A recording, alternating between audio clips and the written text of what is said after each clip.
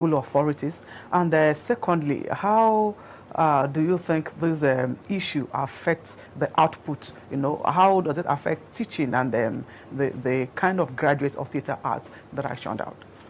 Yes, I agree with you that a lot of institutions have problems with equipment. And I'm not sure that it is to do with whether the university management is not aware of the issues. They know that to run a theater program, you need a whole studio that functions well, lights, and all sorts of equipment, cameras, and so on. Because beyond putting students on stage, you are also teaching them how they can do a whole lot of other dramas, because radio drama, television drama, stage drama, these are the components. And if you're teaching these three components, you must have equipment to cater to the different needs of the specialty that you want to promote. I think the investment in equipment and to grow the quality has not caught up with the demand, because there's more demand for theater programs in different universities across Nigeria than was the case 20, 30 years ago. And because of the growing demand, the institutions will then need to put in more effort in that. But I think the problem is generally to do with the fact that universities purely rely on government funding. And that is a serious, I think, an oversight on the part of university management. Administration. You must begin to look at yourself, if you are a vice chancellor, as a fundraiser. And if you are a fundraiser, it's not necessarily from government. There are so many institutions, international institutions, that you can talk to raise funds for different programs within your university. And I think the process of becoming a vice chancellor in Nigeria is so totally different from the way you become a president or vice chancellor of institutions in America and the US. I used to teach in the US for 3 years. And anybody who was going to be the vice chancellor of that particular institution must have a track record that you know how to raise funds. In Nigeria, we don't. It's a political appointment, and therefore you rely on politics to give you the money. That's where the failure of the academic institutions is coming from. And it's time for universities to generate their own funds. NUC can say, come and defend your budget. Would you agree it's also time for professors like you to also form a nucleus of generating funds for the studies that you profess? Yes, and I think within Ahmadu Bello University, for example, for the last 11 years, I have coordinated the MacArthur Foundation funds in Ahmadu Bello University. And I was key to writing proposals to generating funds for Ahmadu Bello University. The university have the resources, the human resources, within their own domain to harness and say, in this area, we need you to raise funds. Take, for example, heads of department. If I was a vice chancellor and you are heading engineering, don't come and ask me for 200, 500,000 naira. The challenge I will give to you as the head of department of engineering is that in the first 2 years of your office, because you have a maximum of 4 years, in the first 2 years, if you can't raise 50 million, I'll remove you. Give me that challenge too, if you make me a head of department, and say, as a head of theater arts, in the next 2 years, if your department does not have lighting equipment, I'll remove you, and I'll bring in the lighting equipment. We're not throwing that challenge. Has there been a kind of assessment of the number of graduates of dramatic and theatre arts in Nigeria and how to better utilize them in this economy. Because right now we see that many who study particular fields are into other fields or not making use of that yes. discipline. You see, most universities have the alumni associations. And under the auspices of the alumni associations, you have what you call homecoming every year. The homecoming event is supposed to bring your prominent alumni to make pledges and to say, in this area of university need, I pledge to do ABC. Again, it goes back to the whole logistics of mobilization. Are universities mobilizing that effectively? I was the director of the university advancement for 2 years. And the charge of the university advancement is resource mobilization, linking up with the Alumni Association to run the homecoming event. Part of my own disappointment was that although you have alumni spread across this country, when it's alumni homecoming, it is politicized. They come there and they are lobbying in the next period when this group, yes, when their tenure has expired.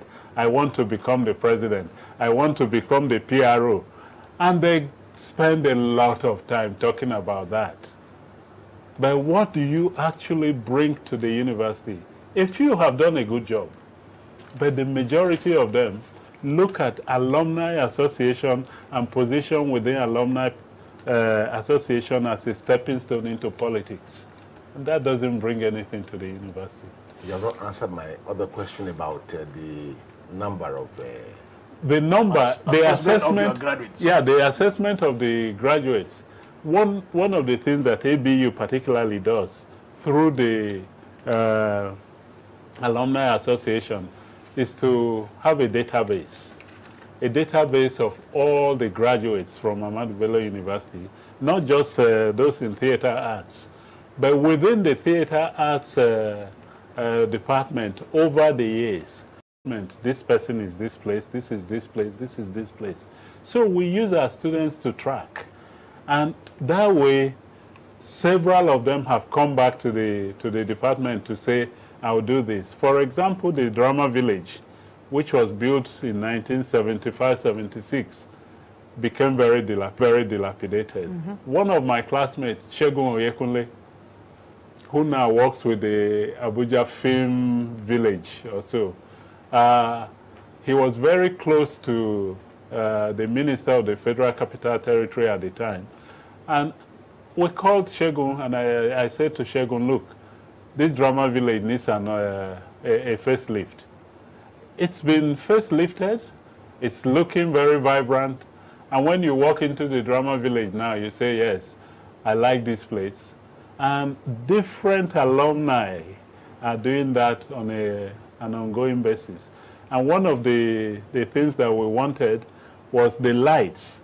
Professor Haye, who is also a product of the drama program in ABU, when he was the ambassador in Canada and Mexico, we said, hey, you can't be an ambassador for nothing. Come back home and do something. And he did. So we are mobilizing. Yes, Prof, we are talking about reviving theater life across the country. Yes. But from your own assessment, who would you say are the target audience? Who, what class or which class actually patronizes theater? Have you seen the government officials patronizing theater? And if no, how do we bring them, knowing fully well that theater artists are social critics? How do we bring government to watch these performances and also feel the pulse of the people? Yeah, I think the government people only watch command performances. and command performances are performances that are done mostly from entertainment point of view, not raising critical issues. There was a time we debated this in one of the conferences that SONTA organizes every year. SONTA is Society for Nigerian Theatre Artists. And that's a very vibrant forum where we debate issues like this. And one of the things we talk about all the time is how can we make government recognize the value in theater and also in watching some of the arguments and the issues and conversations that take place, whether in a live performance or on radio or television.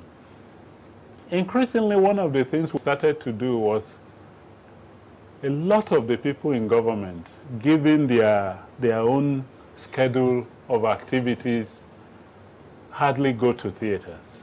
They will not. Even to watch, go to the movie house is also a difficult thing for them. And we started to think, a lot of people, if you put key ideas, even if it's a performance like 3 minutes, call it a policy performance. And slot this into, give it in offices.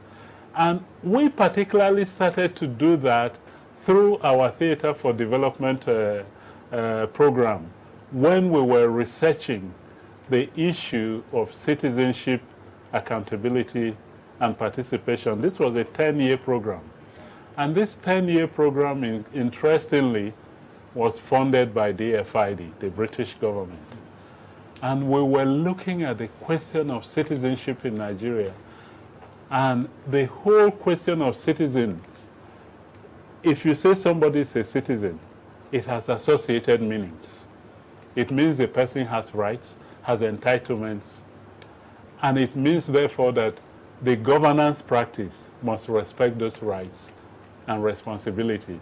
And if the governance practice is going to respect that, there must be accountability. I think that takes us full circle back to this whole question of the campaign against corruption now. And when we were doing that, of course, our performances were not performances that people in government were going to watch. So we called something policy messages and policy briefs. We developed policy briefs. We circulated that quite widely in ministries and forums. And then the policy messages on CDs. We also distributed that. A number of people watched that. And I remember on one occasion, we had a very good dialogue with Atiku Abubakar when he was the vice president on some of the key issues around our research. And we did dissemination in NIPS, National Institute for Policy and Strategic Studies. And one of the questions that I found very interesting there was one of the participants stood up and said, "You've done this research in only 7 states out of 36. Why not do more?" And I said, I like this question. Why should I use British money to always do something in Nigeria? You are policymakers. If I come to you and I say, I need 100 million naira to do research over a 2-year period, I'm sure you will say that this professor is a greedy professor. And they laughed. Prof, I'm glad we came back to where we started. Yes. You know, I asked you whether we were on track with the Change Begins With Me campaign. Exactly. So this is where we are now. Yes. You said we were on track. How much are we on track, and what will be your suggestion as a scholar in changing the narrative, changing the focus to make it better, to make it go deep down in society? You see, if you want to change the narrative of issues of corruption in Nigeria, while the media campaign is one good campaign, it is only just messages that go under it. But then, one of the things we keep talking about is the celebration of people who steal money amongst the grassroots. The campaign, therefore, needs to reach that population. That whereas... Stop the celebration. Yes, to stop the celebration. Whereas you are living in deprivation, and somebody might come with stolen money and do one little thing for you, and you can dance for 3 days for the person in appreciation. And you're giving chieftaincy title. And giving chieftaincy title.